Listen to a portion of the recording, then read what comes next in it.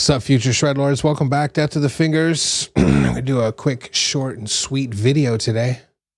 Trying to cut these bad boys down a little bit, so I'm not whinging on for so long. And we're gonna start off with some tapping in the triple whammy here. Basically, I'm asked all the time about how to get better at tapping, or should I learn eruption, or this, that, or whatever else it is. In my opinion, you should start off with the 3 notes per string system, of course, the diatonic scale system. Work by degrees and use these 2 techniques, which is the red beach technique of using 3 notes per string, where you're gonna hammer on with, you know, the hammering part of the tap with the first 2 notes of the sequence, and then tap the highest note of the 3 note sequence, all on the same string, right?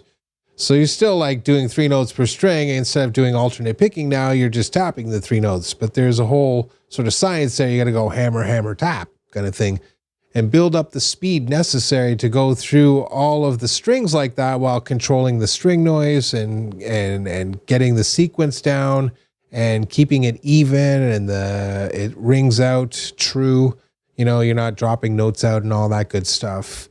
So that's it. You could start slow, and of course in the exercises you see me do that with the pentatonic system, and then of course you see me do it with the red beach one. Of course with the red beach one I do it fast at the end too, because with that one you can kind of see you kind of got to start to work up some speed. So obviously start with the pentatonic stuff, because it's just, you know, 3 elements, the 2 notes that you're going to hammer or pull off with respect to the first system, and then the one that you're going to use to tap. So if it's Aeolian and Ionian, you're going to use those 2 to basically flesh out the entire sequence across 6 strings, right? So it'd be like 12, 15, 17, and then 12, 14, 17, 12, 14, 17, 12, 14, 16, 12, 15, 17 again, and then 12, 15, 17.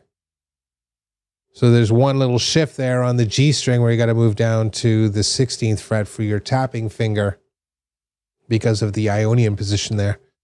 But I think you're getting the point here is that envisioning all of that stuff, the 2 systems adjacent to each other, working up the skill necessary to do the 2 hammers and the tap, or doing the tap and then pulling off so you can go down, going up and down, basically, right?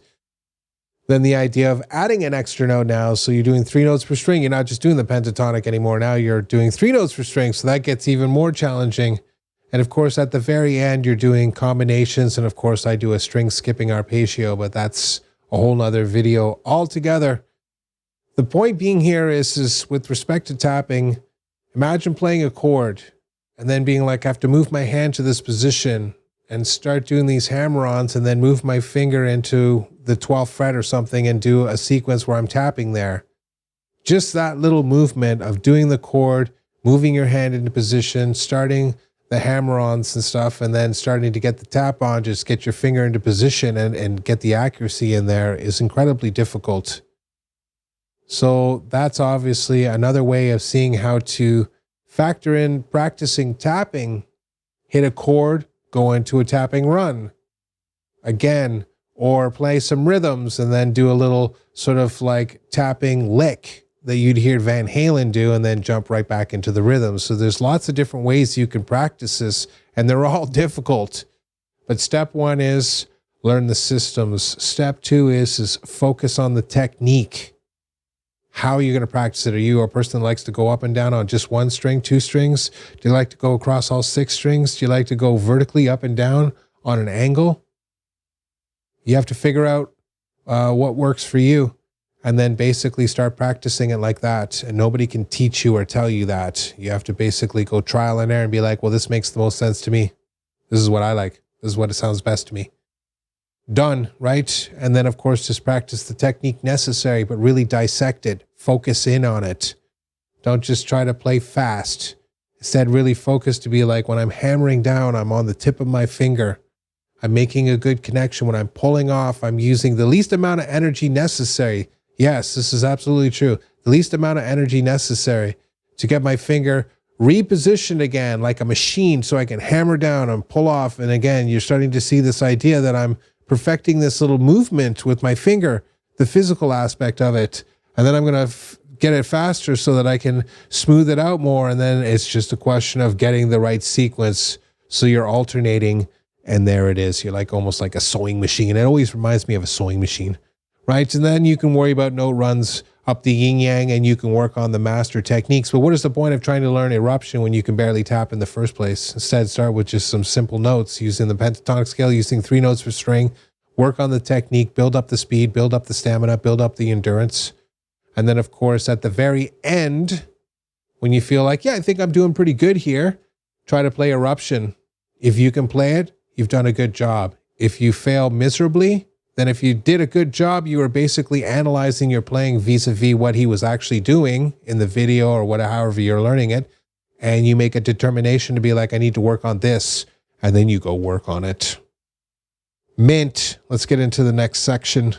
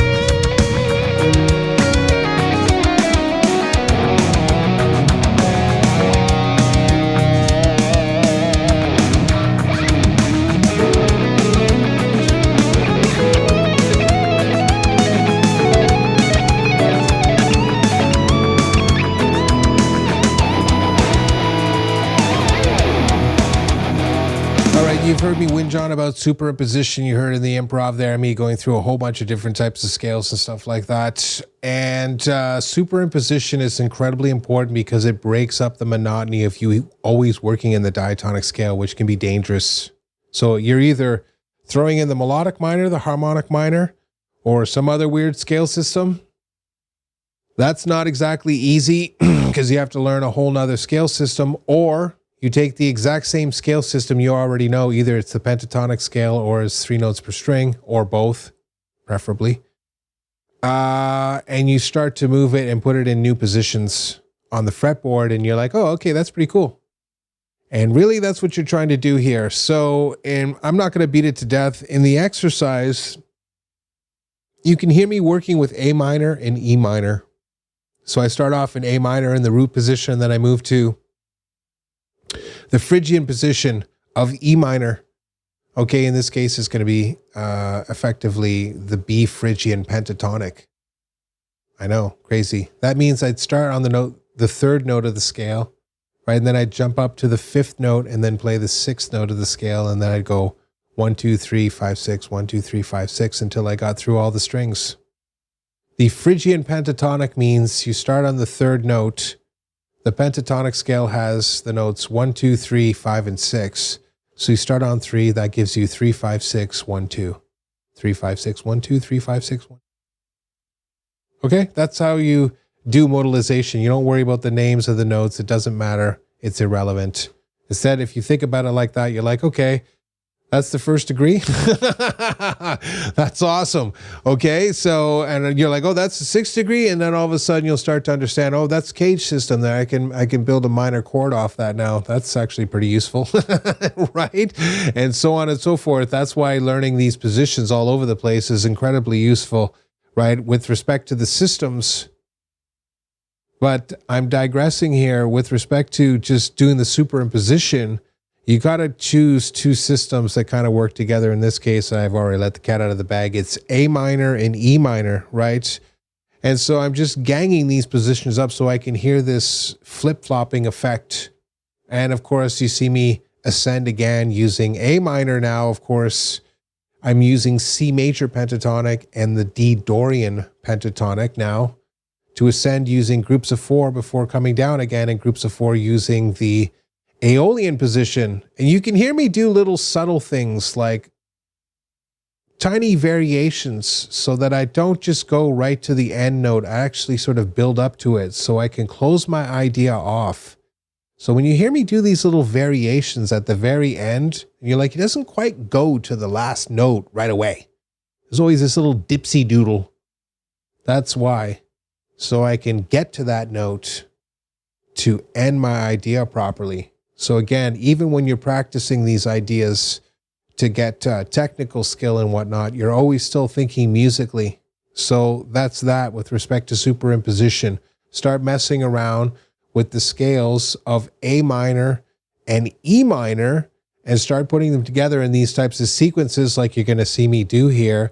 And then just keep practicing that so you train your ear to be like, okay, this is great. I'm really enjoying this.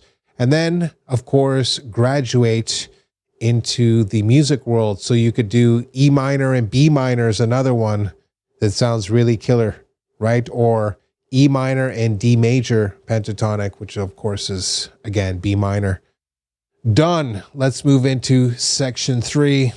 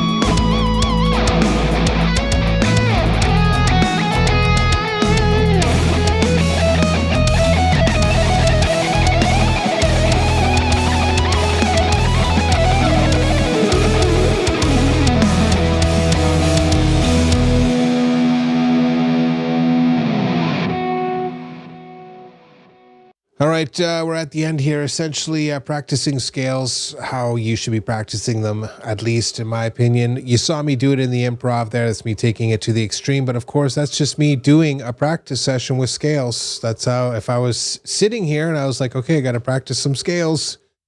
Well, that's what I would do if I was practicing to backing tracks. Otherwise, I'd be working on those scales in a more technical manner. And again, focusing like I was talking about with the tapping stuff, very intently on the pick strikes and my hammer-ons and pull-offs and finger position and how much force I'm using. Am I really attacking the strings aggressively? How much I'm pushing down on the fretboard? All of these sort of unconscious things you don't actually think about, but you start to notice when you really start to be like, okay, well, what am I doing here? And once you start doing that, of course, you can avoid all of the pitfalls and relax your hand and all this good stuff and speed up and what normally takes people 2 years, you'll have done in like 3 months. That's the difference. It takes them 2 years to be like, oh, you got to concentrate on that part too? Yeah, you do. So, sorry. And listen, it took me 25 years to figure that one out. So, ouch. With respect to the scales thing, though, is that you got to combine these elements together. First, you start off with the pentatonic scale and the major modes. Done, right? You got 5 positions of the minor pentatonic scale. You got 7 positions of the modes. They layer on top of each other. So you start practicing them together as you see me do in the exercise, which is like the kiddie version comparably to me doing it at the, you know, the super shred version of the improv, which is just me now because, you know, I've done the slow version enough times that I can have to do it really at the faster versions now for me to get a proper workout. It's almost a double-edged knife though, you know, because sometimes playing fast like that all the time can really mess with your playing. Just be careful. You get tunnel vision, the dreaded tunnel vision. But, and again, it's the same thing with the scales. You'll practice all the major scales together, tunnel vision, and then be like, move on to the pentatonics instead of being like, I should combine these two together and be like, this is the Ionian position. And then you'll be like, this is the Ionian position. This is what it looks like when I do the pentatonic scale. This is what it looks like when I do 3 notes per string. This is what it looks like when I do the classical method. This is what it looks like when I do the harmonic minor. And I have to superimpose this one over top here for the melodic minor. In certain instances, whatever that is, because that scale's a lot more difficult to use. It's very slippery. But that's another video too, right? So the point being here is that you have to start mapping all of this stuff out and combining these elements together so you keep track of where you are. What position are you in? The Ionian position, Dorian, Phrygian, Lydian, Mixolydian, Aeolian, what, Locrian? Where are you? What scale system are you using? Classical method, 3 notes per string, something else? Hybridized? Whatever, doesn't matter to me. Are you using 3 notes per string, or are you using the pentatonic system? Or are you using the melodic minor system, or are you using the harmonic minor system? Right? So not only do you have to do like 3 notes per string, if you will, or the classical method, but then all of a sudden you have the idea that you're going to then start doing the pentatonic scale, or the major modes, or the harmonic minor, the melodic minor. Whichever ones you're learning right now, you start to combine them together. And of course, at the very end, you start messing around with the tempo. There's this huge and overwhelming tendency to just practice to a metronome. So you get very fast, very technical. It's good, but no groove. Groove takes a long time to acquire, practice, and perfect. It's essential. It's one of those things. Guitar players like Martin Miller and Mark Leterrier and stuff like that, they have amazing levels of groove and they're instantly recognized for it because their lines are just juicy as hell. Okay, that came out weird. Whatever. It's weirdo lingo, guitar speak. So as far as the scale stuff is concerned, start combining them together. That's step number 1. That's the step everybody's got to take, and that's the step you all have to take too. I guarantee it. Start seeing them superimposed, and then just see them now in the different systems, and then of course the distant systems superimposed over top of each other, ascending 3 notes per string, or the classical method, descending using a superimposed pentatonic either, or the system that it's associated with, you know, again 3 notes per string, and layer those 2 things on top of each other. Now you're really cooking with gas, and I think you can see the upwards potential of this idea.